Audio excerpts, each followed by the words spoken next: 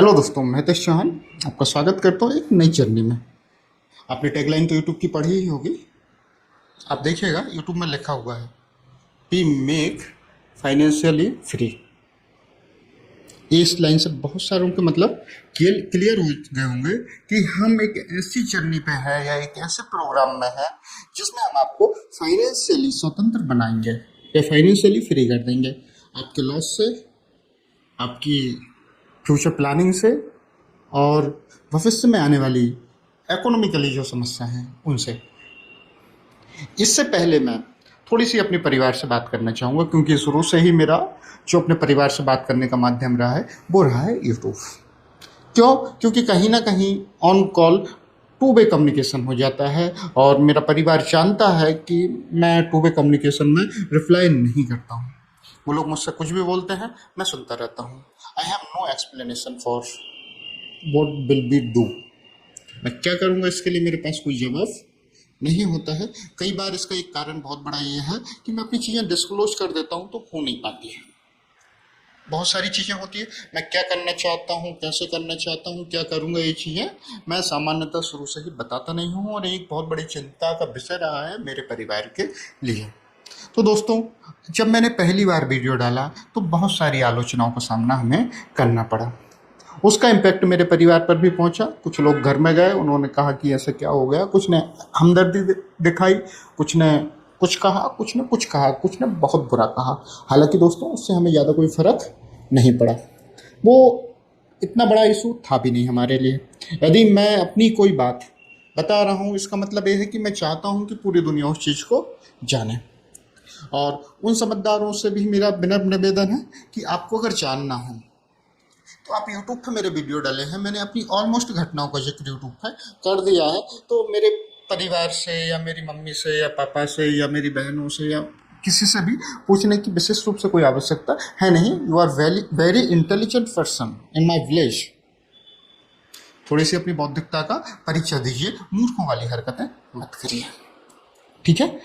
क्योंकि अच्छा नहीं लगता है जब मुझे मेरे घर से फ़ोन आते हैं और अनवांटेड बातें होती है। मैं एक ऐसी जर्नी पे हूँ दोस्तों जिसमें मुझे जो नुकसान हुआ है वो नुकसान भविष्य में किसी और को न हो, उससे मैं के लिए मैं क्या कर सकता हूँ, इस पर मैं काम कर रहा हूँ। और उसके लिए हमने दो बेसिक स्ट्रेटेजी बनाई है। एक, फाइनेंशियली एजुकेटेड करें हम लोगों को, जो कि यूट्यूब के माध्यम से मैं समय समय पे आपको विशेष रूप से वीडियो बना के दूंगा, जिसमें मैं आपको बताऊंगा कि कर्जा क्या होता है, कर्जा कैसे मिलता है, लोन ट्रैप क्या होता है, इससे कैसे निकला जाता है। इसके जस्ट बाद हमारा एक स्टेप होगा कि पैसा काम कैसे करता है, पैसा होता क्या है, पैसा कमाते कैसे हैं, व्यापार में नुकसान होता कैसे है, और बहुत सारी ऐसी चीज़ें जो पैसे से रिलेटेड होगी। क्योंकि मेरी बर्बादी का सबसे बड़ा कारण था इकोनॉमिकली क्राइसिस। माध्यम बहुत सारी चीज़ें बनी और बहुत सारे लोग बने, लेकिन मेन मुद्दा ये था कि मैं पैसे का गणित नहीं समझ पाया। सिविल सर्विस की तैयारी करने वाला व्यक्ति था, इथिक्स पढ़ी थी, हिस्ट्री पढ़ी थी, ज्योग्राफी पढ़ी थी, पॉलिटी पढ़ी थी, सब कुछ पढ़ा था, लेकिन कहीं भी ये नहीं पढ़ा था कि पैसा कैसे कमाते हैं। लगभग 30 साल तक पढ़ते रहे। पूरे 30 साल में हमारे एजुकेशन सिस्टम ने हमें कहीं भी नहीं बताया कि पैसा कैसे कमाते हैं।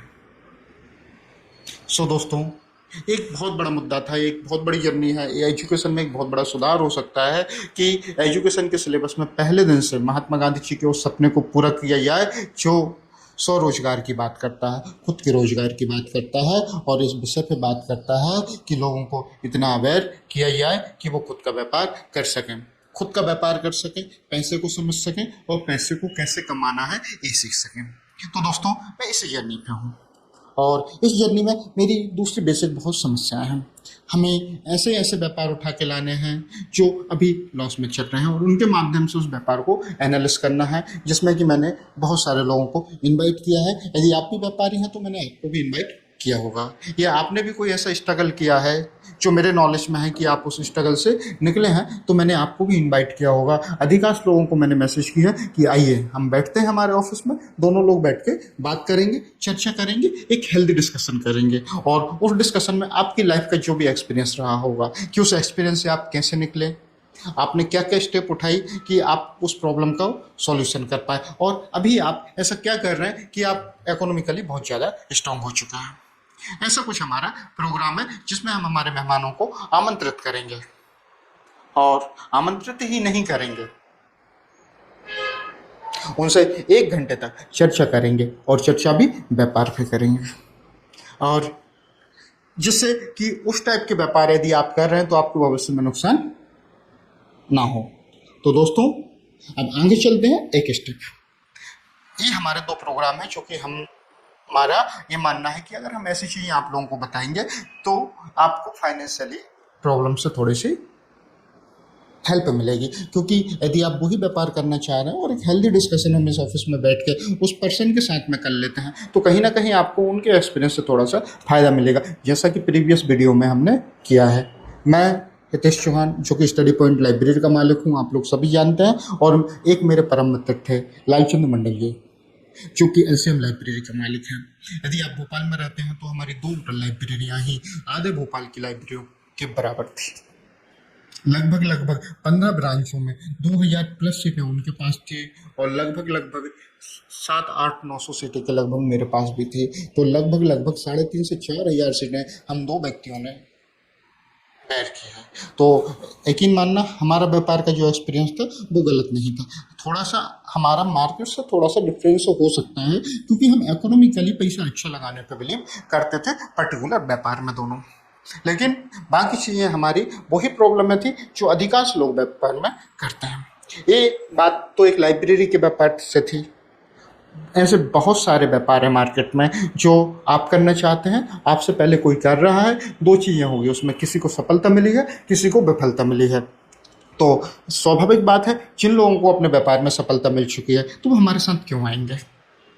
तो हम ऐसे ही लोगों को आमंत्रित करेंगे जो किसी कारण से अपने व्यापार में फेल हुए, और वो अपने एक्सपीरियंस बताएंगे कि आपको उन व्यापारों से कैसे कैसे बच के अपना काम करना है। तो दोस्तों, मैं इसी सीरीज को के माध्यम से ये आपकी एक बहुत बड़ी प्रॉब्लम को बहुत छोटे से अंदाज में, मजाक मस्ती में सॉर्ट आउट करने वाला हूँ, और ऐसे लोगों को भी आमंत्रित करना चाहता हूँ जो व्यापार करते हैं या डाउनफॉल से निकले हैं या कभी कर्ज की दलदल में रहे थे, और अगर ऐसा कोई व्यक्ति है तो वो आए, हम उनके साथ में 1 घंटा बैठेंगे और एक हेल्दी डिस्कशन करेंगे, और वो उनके कुछ सवाल होंगे मुझसे, मेरे कुछ उनसे होंगे, आपस में दोनों बात करेंगे और एक बड़ी प्रॉब्लम को मजाक मस्ती के अंदाज में एक सॉल्यूशन के साथ में ख़त्म कर देंगे, और वो सॉल्यूशन होगा उनका एक्सपीरियंस।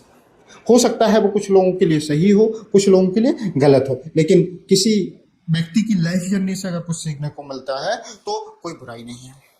तो दोस्तों, मुझे ये लगता है कि आपको इस बात पर विचार करने की तुलना में कि हितेश चौहान पे कर्जा हुआ, हितेश चौहान बर्बाद हुआ, हितेश चौहान के मकान मालिकों ने ताले डाले, हितेश चौहान ने खेत बेचने क्यों नहीं बेचे, या कब बिकेंगे, या ऐसा क्या किया इनने कि इस ट्रैप से निकले, इन सारी चीज़ों पर विचार करने से अच्छा है आप लोग इन चीज़ों पर विचार करो कि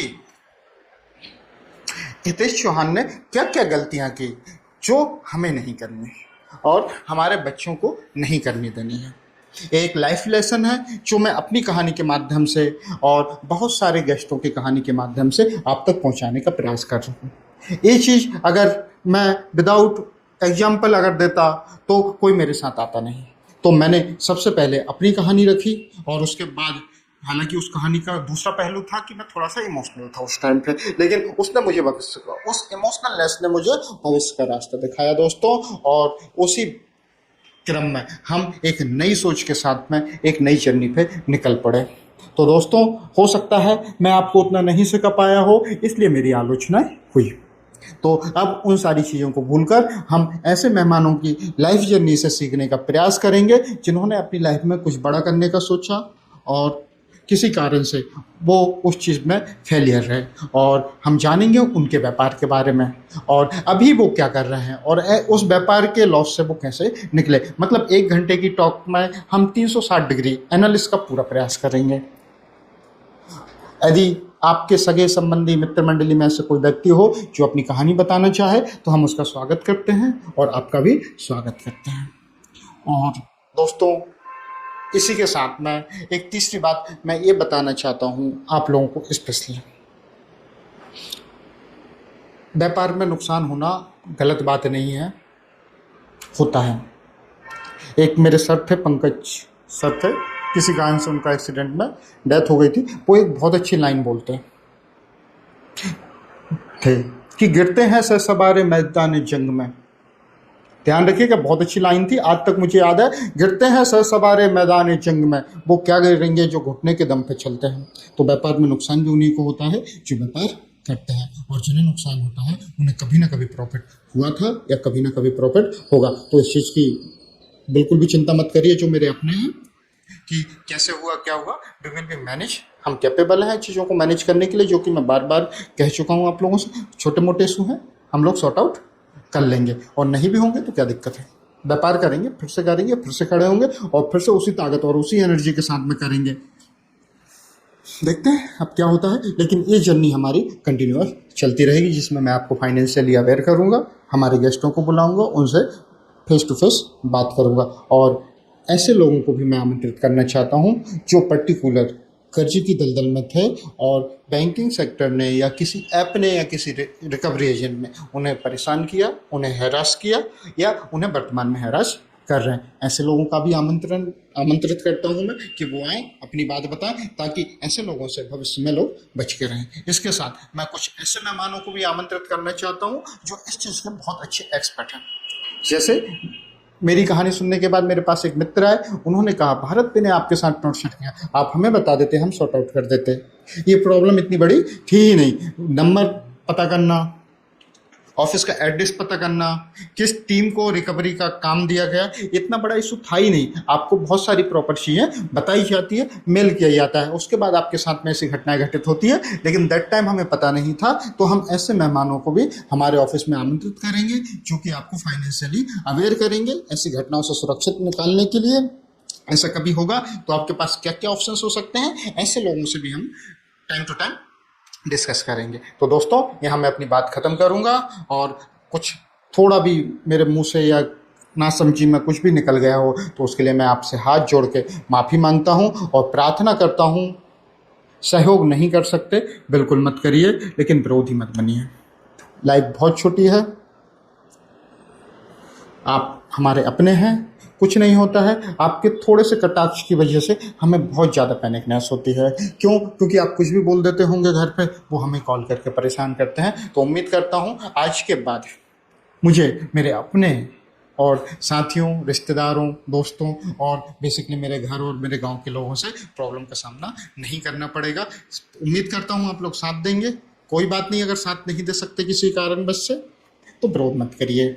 बहुत आसान होता है दूसरे पे हंसना, उसके जैसा काम करके देखिए। लोगों की ज़िंदगी निकल जाती है एक व्यापार खड़ा करने में, लोगों की पूरी लाइफ निकल जाती एक फेलियर से निकलने में। हम हर साल फेल होते हैं, हर जगह फेल होते हैं, हर डिसीजन में फेल होते हैं, और उसके बाद पूरी हिम्मत के साथ वैसे ही खड़े हो जाते हैं। फेल होना मेरे लिए कोई नया नहीं है, मैं हर मोड़ पे, हर कदम पे, हर साल फेल हुआ हूँ। या तो यूपीएससी की तैयारी के दौरान मैंने 6 अटेम्प्ट दिए तो मैं 6 बार फेल हुआ हूँ। कई बार मैं पीएससी की तैयारी के दौरान पीएससी में फेल हुआ हूँ, बहुत सारे एग्जामों में फेल हुआ हूँ, बहुत सारे व्यापारों में फेल हुआ हूँ, बहुत सारे रिश्तों में फेल हुआ हूँ, और इस बार कर्ज से हारा हूँ। तो हारना मेरे लिए नया नहीं है, लेकिन मैं कहीं से भी शुरुआत करने का सामर्थ्य और एक्सपीरियंस रखता हूँ। तो चिंता की ऐसी कोई विशेष ज़रूरत है नहीं है। तो आप भी चिंता मत करिए, क्योंकि मुझे चिंता नहीं है, तो मुझे नहीं लगता कि आपको चिंता होना चाहिए। क्योंकि मेरा परिवार और मेरी बीवी से अगर आप कभी भी पूछोगे तो वही बोलेंगे कि उसे किसी भी प्रकार की कोई भी टेंशन नहीं है। उसका डाउनफॉल जरूर आया है, लेकिन उसने डाउनफॉल में भी वैसे ही रहा है जैसा वो हमेशा रहता था। मेरे मकान मालिकों ने मेरे ताले डाले, उनसे जाके पूछ लेना, मैं कभी उनके पास नहीं गया रिक्वेस्ट करने के लिए कि मेरा सामान दे दो। 50 लाख का सामान मैंने डुबा दिया, लेकिन उनसे रिक्वेस्ट करने के लिए नहीं गया मैं कि मेरा सामान दे दो। कितना रेंट होगा उनका, 2-2 3-3 महीने का भी रेंट नहीं होगा। लेकिन पूछ लेना, क्योंकि हमें पता था हमारा समय खराब है, लेकिन हमारा सामर्थ्य कमजोर नहीं है। हम फिर से खड़ा कर लेंगे, फिर से उठा लेंगे और फिर से शुरुआत कर लेंगे। और ईश्वर की कृपा रही कि आपको मुश्किल से 1 से 1.5 साल पहले पता चला होगा कि हमारे साथ कुछ गलत हो रहा है, और 1.5 साल बाद मैं यहाँ बैठा हूँ, जिसमें मुझ पर 4 आरोप आप नहीं लगा सकते कि मैंने ये गलत कर रहा हूँ अभी। तो दोस्तों, हम फिर से शुरुआत कर रहे हैं। साथ दीजिए, समर्थन करिए। नहीं कर सकते तो शांत रहिए, और वो भी नहीं कर सकते तो मूर्खता का परिचय दीजिए। आपका स्वागत है। खूब बुराइयां करिए। Thank you.